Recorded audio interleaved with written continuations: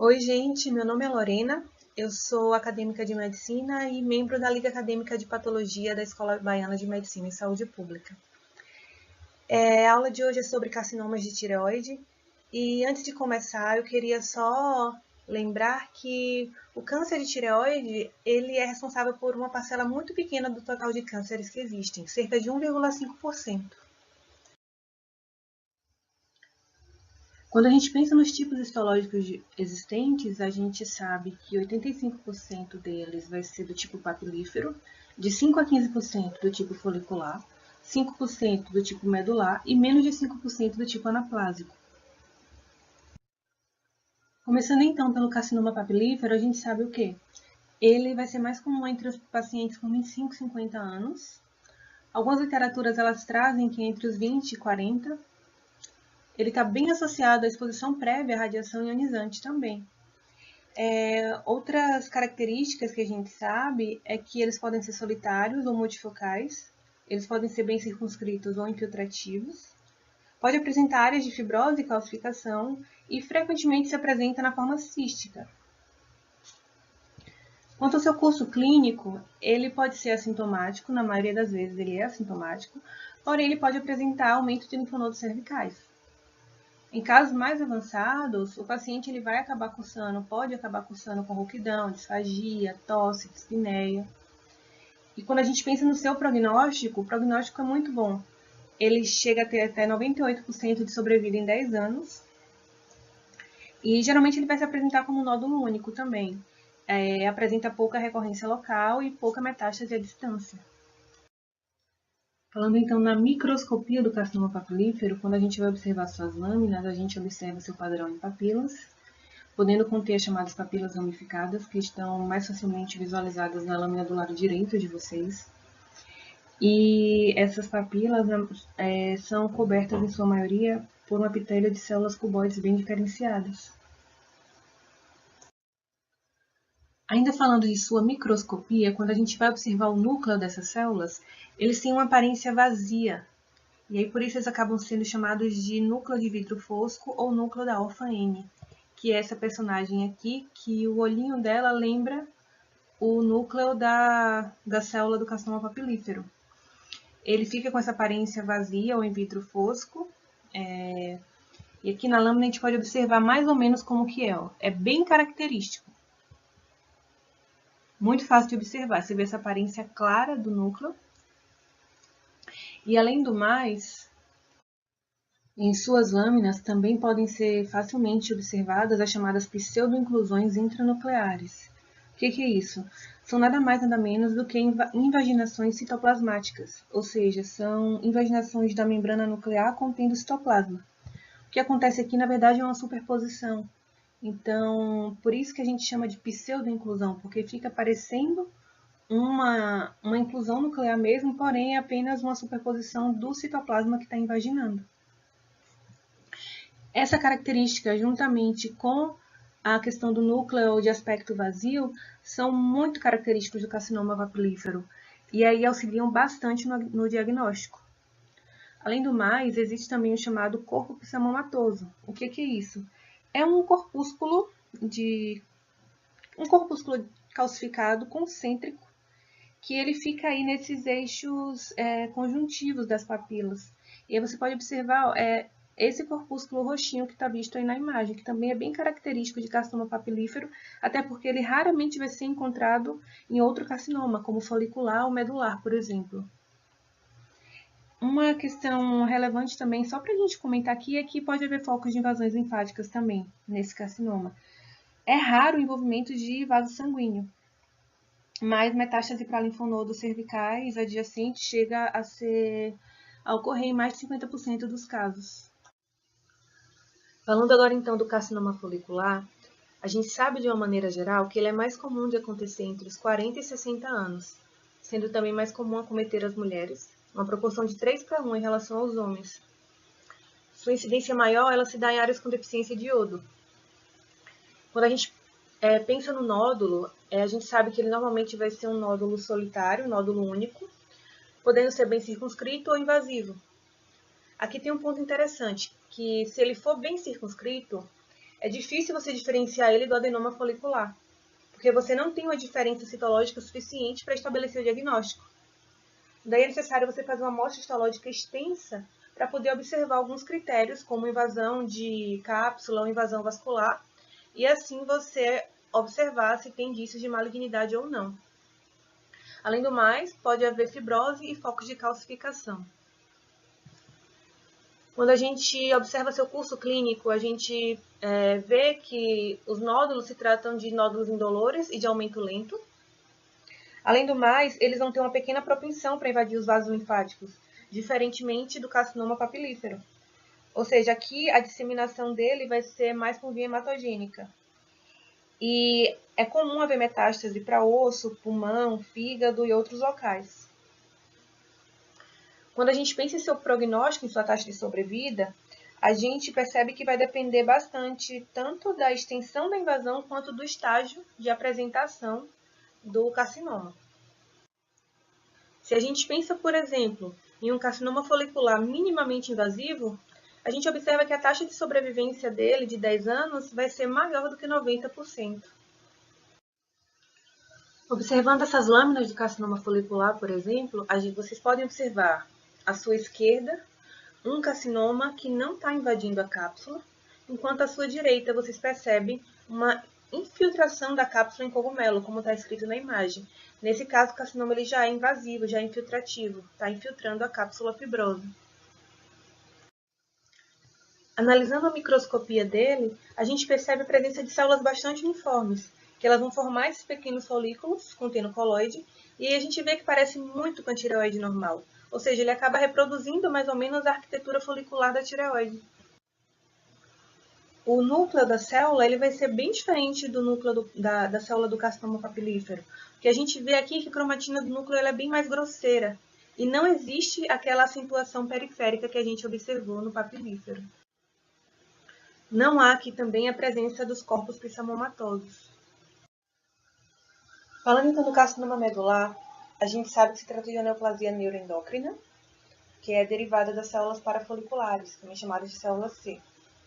Essas células elas secretam justamente a calcitonina, ou seja, esse é o hormônio secretado pelo carcinoma medular, sendo que ele também pode secretar outros hormônios.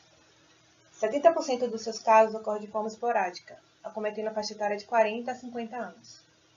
O restante dos casos vai ocorrer nas formas familiares, acometendo a mesma faixa etária, e também associados à síndrome de MEN 2A e 2B, acometendo a faixa etária mais jovem. Essa síndrome eu vou falar um pouco sobre ela em alguns instantes. Quando a gente pensa no seu curso clínico, eu queria lembrar primeiro uma coisa. A gente sabe que a célula parafolicular ela vai ser responsável por retirar a calcitonina do sangue e depositar no osso, de uma forma bem geral. E daí a gente poderia pensar o que? Se esse carcinoma está secretando calcitonina, era de ser esperado que o nível de calcitonina sérico diminuísse. Só que não acontece isso na prática. Por mais que o paciente ele tenha níveis elevados de calcitonina, você não percebe uma hipocalcemia importante.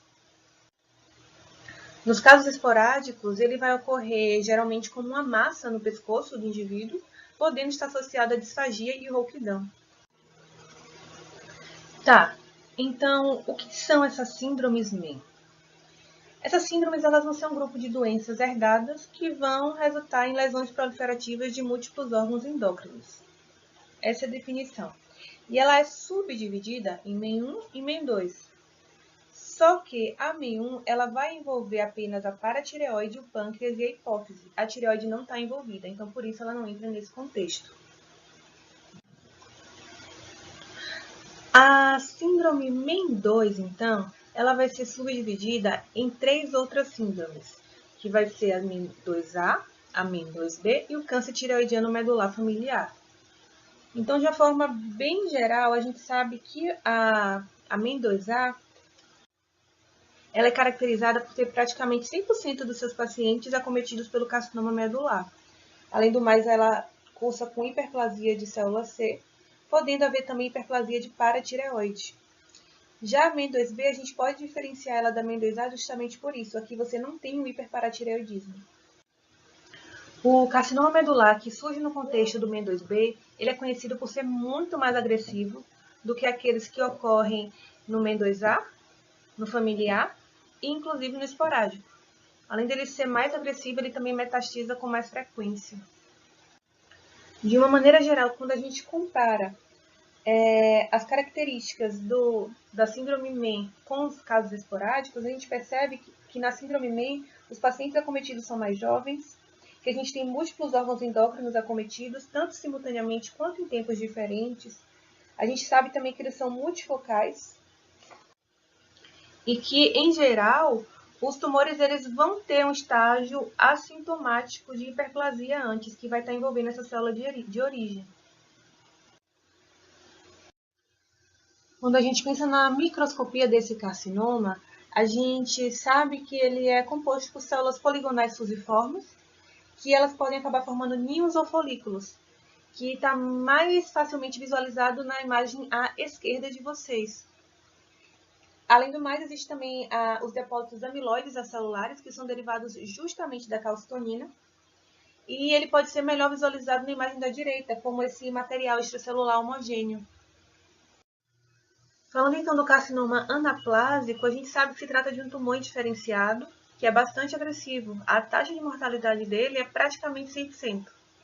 A idade média acometida vai ser de 65 anos, e cerca de um quarto dos pacientes eles vão apresentar um histórico de carcinoma tireoidiano bem diferenciado. E outro quarto desses pacientes vai ter um tumor bem diferenciado concomitante. Quando a gente pensa no seu curso clínico, a gente sabe o quê? Que vai ser encontrada uma massa cervical volumosa que vai ter um crescimento rápido. E aí ela vai acabar comprimindo estruturas adjacentes, levando o paciente a um quadro de disfagia, dispneia, rouquidão. Além do mais, quando esse carcinoma ele é diagnosticado, ele acabou já invadindo a cápsula da tireoide, ou seja, já acabou invadindo estruturas do pescoço, já acabou metastizando para outros locais, como o pulmão, por exemplo. Então, ele já é diagnosticado no momento crítico, geralmente. E complementando, a gente meio que acabou comentando isso implicitamente, quando eu falei que a taxa de mortalidade é próxima de 100%, a gente sabe que não tem terapia efetiva para ele. A maioria dos casos de morte ela vai ocorrer com menos de 1 ano, porque você vai ter estruturas vitais do pescoço sendo comprometidas ali com a expansão dessa massa.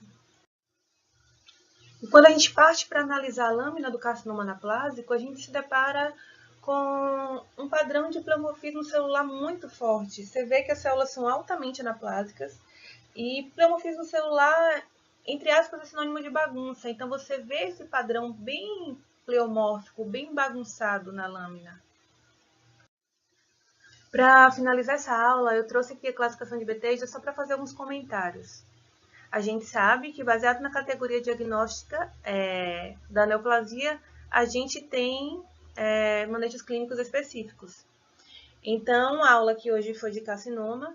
Se o diagnóstico de carcinoma é confirmado, se a malignidade é confirmada, a gente sabe que o manejo clínico é cirúrgico, tireoidectomia. Você retira a tireoide do paciente, certo? E no caso de uma categoria 4, que é suspeita de neoplasia folicular, eu queria fazer um comentário. A gente viu durante a aula que a citologia de um adenoma folicular ela é muito parecida com a de um carcinoma folicular minimamente invasivo. E aí, como é que faz? Quando você não consegue estabelecer um diagnóstico de carcinoma ou adenoma, aí geralmente a conduta vai ser lobectomia, você retira aquele lobo que está acometido. Só que existem alguns casos onde o paciente que está com suspeita de neoplasia folicular, ele acaba retirando um lobo e, posteriormente, se descobre que, na verdade, se tratava de um carcinoma. E aí o paciente acaba sendo submetido a uma nova cirurgia por conta disso. Eu só trouxe isso como um relato, só para vocês observarem mais ou menos como que funciona esse manejo, mas sabendo que, por exemplo, isso é no caso da suspeita, mas se o carcinoma folicular ele for bastante invasivo, se você conseguir definir, não, ele é um carcinoma, não tenho nem dúvida, não é um adenoma, aí você vai lá e retira a tireoide. E aí você faz também um segmento com administração de iodo radioativo, tem toda uma conduta pós-cirúrgica. O que eu queria trazer para vocês aqui foi só esses comentários. Eu espero que a aula tenha ajudado. Muito obrigada a todos que assistiram a aula. Eu espero que vocês tenham gostado e até a próxima.